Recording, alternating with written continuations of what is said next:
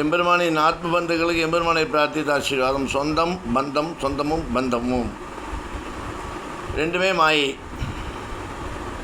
சொந்தத்தால் பந்தமா, பந்தத்தால் சொந்தமா, அது உறவு முறையில் இருந்தாலும் சரி, நண்பர்களாக சிநேகிதனாக இருந்தாலும் சரி, பந்தமும் சொந்தமும் எதுவும் நமக்கு கூட வரப்போறதில்லை. தேவைதான், அளவுக்கு மீறி போயிடக்கூடாது. அமிர்தமும் நஞ்சின மாதிரி சொந்த பந்தத்தால் உனக்கு என்ன பயன் அடையப் போகிறாய். அந்த சொந்தத்தையும் பந்தத்தையும் ஏற்படுத்தி கொண்ட நாம் அதற்கு மூல காரணமாக இருக்கக்கூடிய முகுந்தனை, மலையப்பனை, கோவிந்தனை நினைத்து வாழ வேண்டும், நினைக்க வேண்டும்.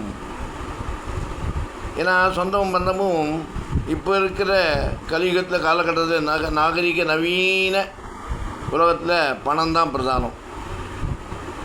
Well sophisticated life want to lead every one.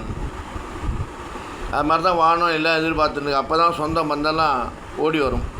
எப்படி வெள்ளம் இருந்தால் ஈ வைக்கிற மாதிரி. ஒலை அடிக்கிறது ஈக்கு என்ன வேலை?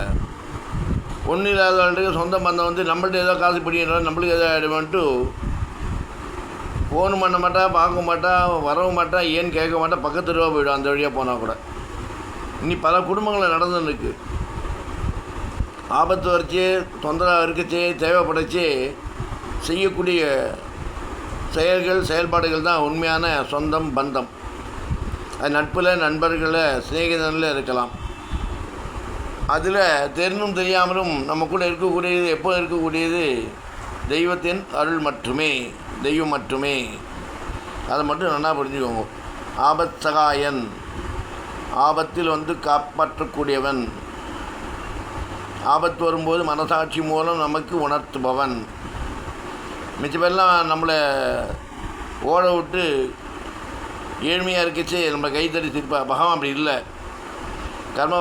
கர்மத்தால் நாம் அந்த மாயையில் மாட்டினாலும் காப்பாற்றணும்னு நீ கேட்காமே அவனை கை கொடுத்து தூக்கி விடக்கூடிய ஒருத்தன் ஒருவனே, அவனே மாயக்கண்ணன். பிரபஞ்சத்தை நாம் நன்றாக புரிந்து கொண்டு வாழ்ந்தோமையானால் சொந்தமும் பந்தமும் அனைத்துமே மாயை, அனைத்தும் நிலையற்றது, நிலையானது இல்லை என்பதை புரிந்து கொண்டவர்களாக வாழ வேண்டும். காரணமான காரியப்பொருளான கண்ணன் திருவடியை பற்ற வேண்டும், பற்றிக்கொள்வோம் என்று கூறிக்கொண்டு ராமானுஜன் திவ்ய திருவடிகளே சரணம்.